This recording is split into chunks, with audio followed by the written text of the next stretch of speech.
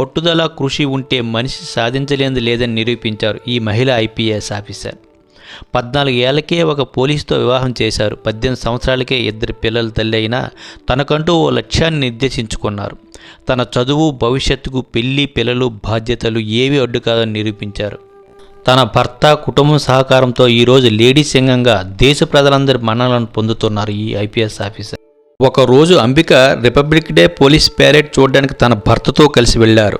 ఆ సమయంలో 2 senior police అధికారులకు లభించిన గౌరవం, ప్రశంసలు చూశారు. అదే గౌరవం తనకు కూడా కావాలని భర్తతో చెప్పారు. అయితే అది అంత ఈజీ కాదని 10వ తరగతి కూడా చదవని అంబికకు నచ్చజెప్పడానికి ప్రయత్నించారు తన భర్త.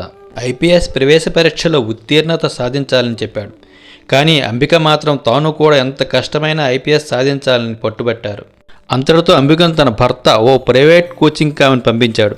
అలా చదివి 10వ తరగతి పాస్ అయ్యారు. తర్వాత ఇంటర్, డిగ్రీ కూడా పూర్తి చేశారు. అంతటితో అంబిక సంతోషపడలేదు. సివిల్స్కి ప్రిపేర్ కావడానికి రెడీ అయ్యారు. వాళ్ళు నివసిస్తున్న ప్రాంతంలో సివిల్ సర్వీసెస్ పరీక్షా కేంద్రం లేదు. భార్య కోరికను అర్థం చేసుకున్న భర్త అంబికను సివిల్స్ కోచింగ్ చెన్నై పంపించాడు. చెన్నైలో ఆమెకు వసతి ఏర్పాట్లు చేసి పిల్లలను చూసుకుంటానని హామీ ఇచ్చాడు.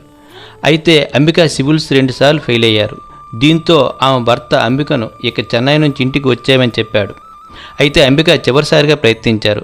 రెట్టింపు కష్టపడి పుస్తకాలు, వార్తాపత్రికలు, మ్యాగజైన్స్ ఇవే అంబిక ప్రపంచంగా మారాయి.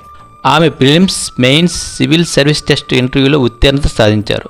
2008లో ఐపీఎస్కి అంబిక ఎంపికయ్యారు. హైదరాబాద్ పోలీస్ అకాడమీలో శిక్షణ తీసుకున్న అంబిక ప్రస్తుతం ముంబై నార్త్ డివిజన్ డీసీపీగా నియమితులయ్యారు. కొద్ది కాలంలోనే ప్రత్యేక గుర్తింపు తెచ్చుకున్నారు. ఆమె తెగువ, దూకుడు చూసి అందరూ ముంబై శివంగి, లేడీ సింగం అంటూ ముద్దుగా పిలుచుకుంటారు.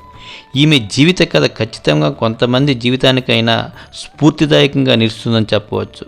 జై హింద్.